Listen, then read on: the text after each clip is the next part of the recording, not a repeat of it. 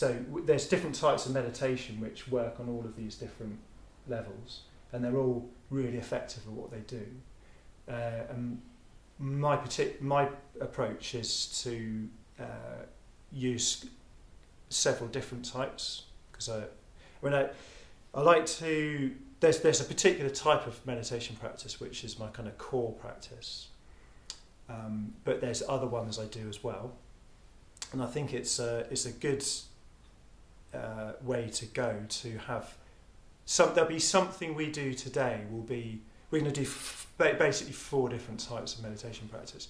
One of the ones we do today will probably resonate most with you, and that may become, if you were to continue doing meditation practice, that might be the one you dig a deep hole in.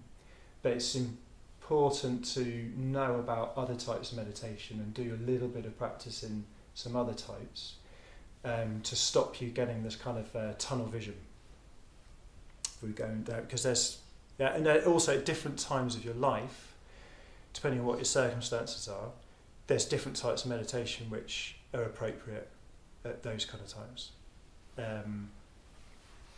For example, before I had children, I did a lot of sitting meditation practice on my own for long periods of time, and then when I had children, I had less time for that, and I had to switch to doing more of the meditation in daily activities. And if I got an illness or something, I might switch to a different type of meditation practice, which would be more to do with visualization and healing and those kind of things. And yeah, so you see, it's nice to be able to adapt to what's going on in your life to do the different types. But there's definitely something to be said about digging a deep hole in one of them and building up a really solid relationship with it for a long time. Anyone got any questions about any of that so far? No, but I just thought that was interesting. That's the first time I kind of thought about that when you said different areas. I just kind of always was into like guided meditation. Mm-hmm. I know we do a lot of silent meditation here, but I was always into guided. And you kind of get fixed on it sometimes, you know. And I've never thought of different times of my life or different, you know. I thought that I've just gone with the flow kind of thing and not thought about alternative, what's happening today or what do I need to do today. Yeah. It's interesting that, yeah. You can also become a bit dependent on things being a certain way. So if all you ever do is guided meditations, one day you'll want to meditate and you won't have your phone on you or something, and then it'll be like, oh, what do I do? Yeah. And it's good to have a few other options.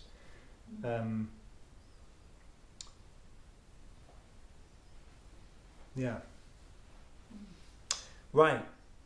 So I'm just going to go through a couple of things about posture and some of the equipment and stuff you can use which make life easy.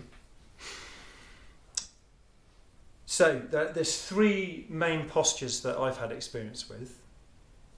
The ones I haven't done, I'm not going to tell you about because I don't have any experience about them myself. So the first one would be sitting. So if you're sitting on a chair, this particular point applies to all the positions that you sit in. Your bum needs to be higher than your knees. So you're making like a tripod of 3 points. So if you're sitting up, it's your bum and your feet are the 3 points of contact. And if you're sitting, it's your knees and your bum. But in all of these positions, your bum needs to be higher than your knees, because if your weight's slightly shifted forwards, your backbone and skeleton just sort of supports itself. Whereas if you're kind of a bit more vertical, or if your bum's a bit lower and your knees come off the ground and go a bit higher, then you start tipping back. You start using a lot of muscles to hold yourself forwards, and if you do that for a while, you'll get really bad back. And so the important thing to think about the postures with the different types of meditation. For certain postures hurting your body, it's not a good idea to continue with it. You want to experiment with postures and find one that's going to work. So if you're sitting on a chair, just demonstrate this. So all of these are good postures. You know, whatever posture you can hold for a long time is a good one. So if I was sitting on a chair like this, because I'm tall, my knees are too high.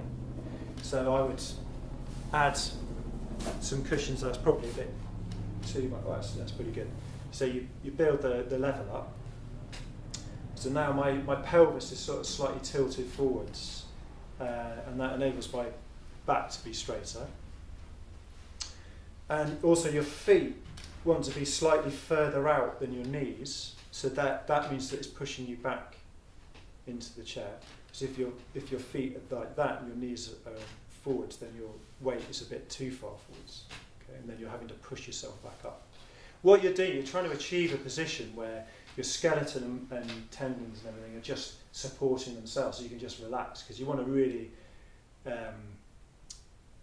just let your body go, basically. So that's what you're aiming for. So that's about these parts of your body. The hands, two different things people tend to do. One is sort of in this position like that, or with your hands on your knees or your thighs. I like to do it like this. I've tried like that before, but it didn't really work out for me. That's the one I like. But if that's your one, that's cool. And this is again my personal opinion.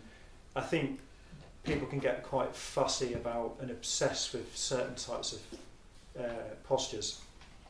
With the hands, like some people, in a sort of traditional context, some of the Zen traditions, sort of quite specific about exactly how high you have your hands and where your thumbs go and all that kind of stuff. And I think because everybody's body is unique, having a one-size-fits-all approach is not very effective, because what's good for one person is not good for another person. You might have a shoulder injury or something that means that's not a nice position, whereas that's much better. So it's important to not get too dogmatic about the posture. There's a few key things, which is the things I'm trying to point out here. So the other thing is you don't want to lean against the chair like that, partly because if your posture is one of relaxation to the point where you're just kind of like that, that's not quite the state of mind you want to do. So your mind's going to follow what your body's doing. So if you're relaxed but an alert posture, that's the kind of thing you want for meditation. So you wouldn't touch the back of the chair. So just straight like that. And again, with the position of the head, you might find a lot of advice on exactly how to have your head, and imagine this golden thread pulling you up and tilting your head forwards like this. And what I found is that I've gone down all these rabbit holes with all these dogmatic instructions, and some have worked and some haven't, and which is why I've got to the point now where I'm just less fussy about that sort of thing, and I just find what works for you. So position of the head, on any particular day it might differ, what position you slept in, if you've had an injury, that kind of thing. So just let your head go into a natural position, whether it's looking down or it might even be off to the side on one day. Okay, so just find a comfortable position for your head where you can just forget about it. But in general, if you lower your chin, that straightens up the spine up the back of your head. And your tongue, what to do with your tongue? You might start noticing your tongue while you're meditating, because it's right there.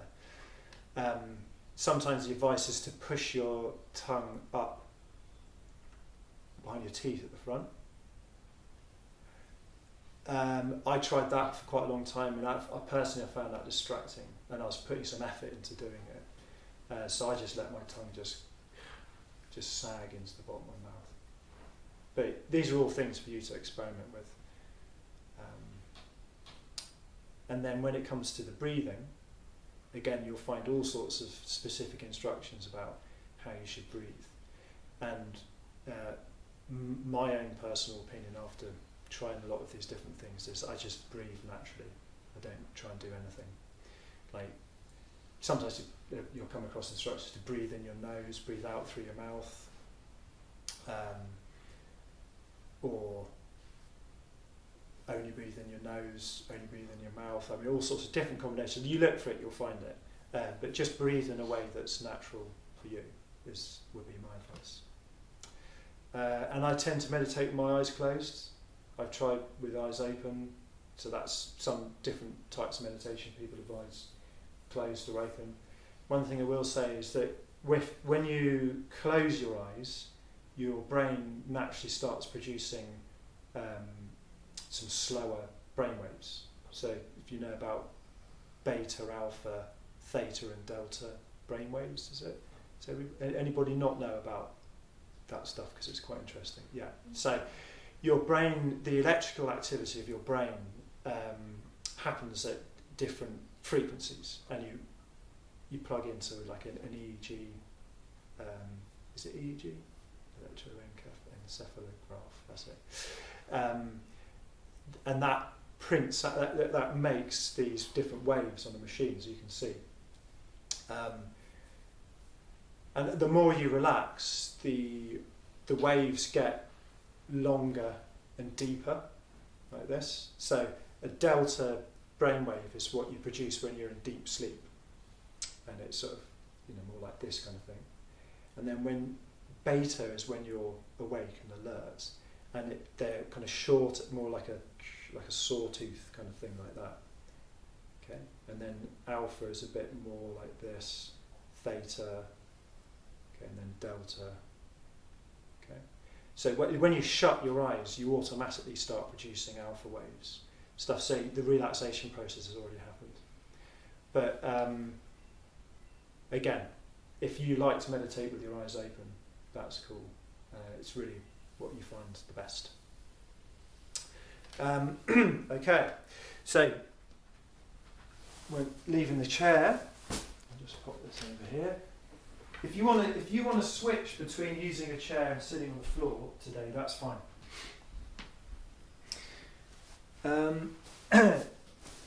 So kneeling is another good one. So if because I'm tall, I turn my cushion that way. The thing about cushions is you really need a one that offers some support. Like a normal cushion off a sofa is just not good enough. You'll end up, if you're wobbling around, you're using lots of muscles to kind of stabilise yourself. So again, what we're aiming for is just forget about your body, just let it go. So I would have the cushion like that, and in this position you see my bum's higher than my knees again. There's the 3 points of contact, and I like to put my hands like that. And these mats here are also really useful, because if you're meditating all year, in the winter it can get really cold, so you'd be surprised how much heat you lose into the floor. So if you have one of these, it kind of insulates you against the cold, and also it's more comfortable on your knees and your ankles and that kind of thing. So I'd really recommend getting one of these if you're going to be doing lots of meditation. It's just called a meditation mats. You just Google that. It's got coconut husks in it. All the yoga shops sell them in that. So that's on the knees. Some people use stools. Zach's got a stool. Pam's got one too. So that's a kneeling stool. You can tuck your legs neatly underneath, like that. And you see, she's slanted it forwards too, to achieve that position where your pelvis is slightly tilted forwards. Yeah. Okay, and then the position that I use now is called the Burmese posture. And what I do is is I have one leg behind the other. So I'm not crossing my legs like this. So again, my bum's higher than my knees, and I find if I cross any part of my body, I kind of cut the blood supply off. So I've tried with the half lotus position before, and that didn't really work out for me. Full lotus position, if you're really flexible and you can do it, I think those are really, really good position to do. That's like the gold standard position, but for me, it's too uncomfortable for me. But yeah, you need to be quite flexible to do that. That's where I'm not even going to try. Look it up. Look it up. So this is my favourite posture, the Burmese posture, and I have my hands like that, and then same with the head, all of that. One position I would not advise doing is the classic, like cross leg thing like this. You know, if you're just sitting chatting with friends, sitting like this is not a good one. Because and it's quite common, you might see people doing it, meditating, but your weight's backwards. You're not, you haven't got that kind of tripod thing going on. Anyone got any questions about any of those postures?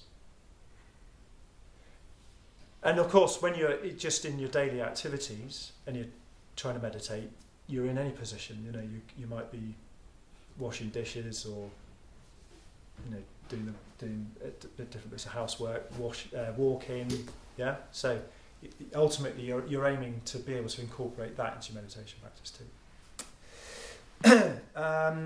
So the last two things I say about equipment for meditation.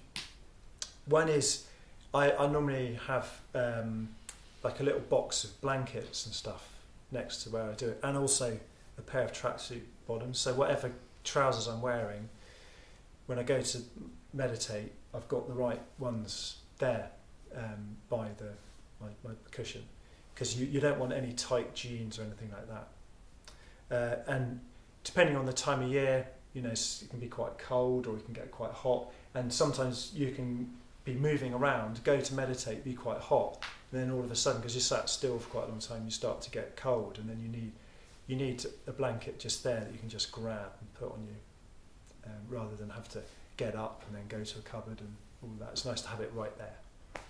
And I also use earplugs a lot.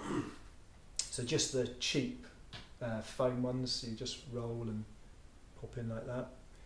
That means that wherever you are, you can make it quiet.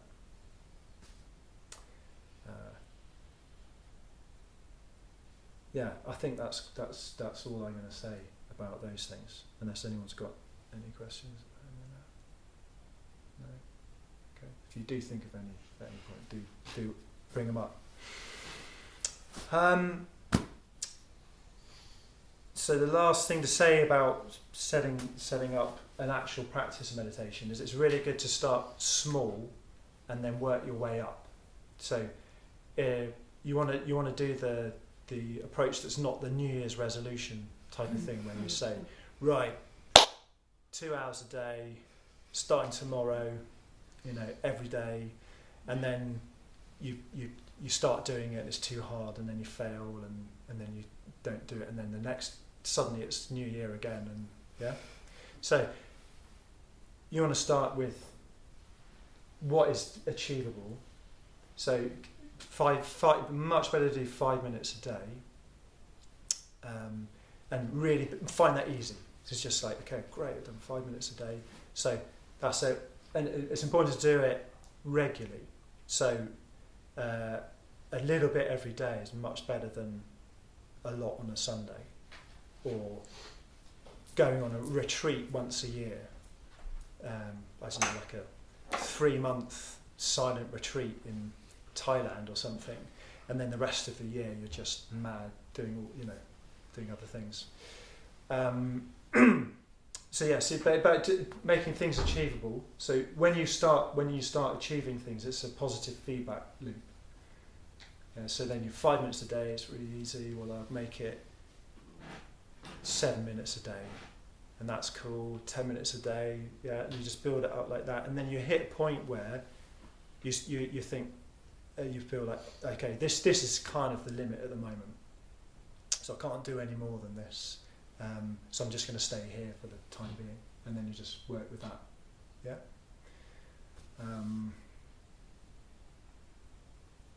So that's a really important thing to do, because you want to, if you're going to be doing this kind of practice, it's good to have an ambition to do it for a long time, because that's when you reap the benefits of anything by practicing it over a long time. So I'm a musician, and I've been playing musical instruments, well, actually my whole life, but been playing the drums for 25 years or so, and so it's been a long journey of practicing, and if I hadn't stuck with it that long, I would never have got to where I am with it. So that's kind of obvious, but people forget that. It's just like anything else, you want to practice it to get better. Yeah. So that's all I'm going to say there, and I'm going to move on. I tend to warm up a bit with the talking and that kind of thing. So, and I've got some notes here in case I draw a blank. So what we're going to do now is a guided meditation, and then like a Q&A afterwards. All right. So if you want to find the posture that is the one that's good for you.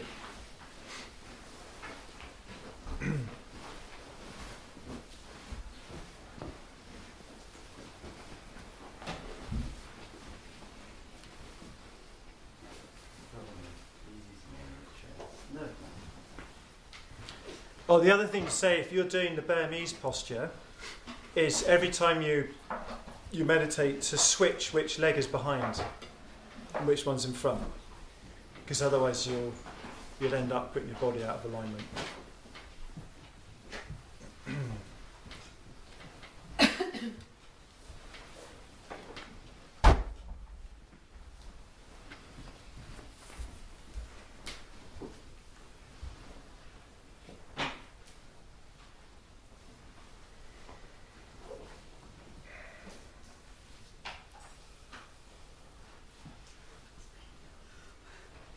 And another thing to say is it's good to use a timer.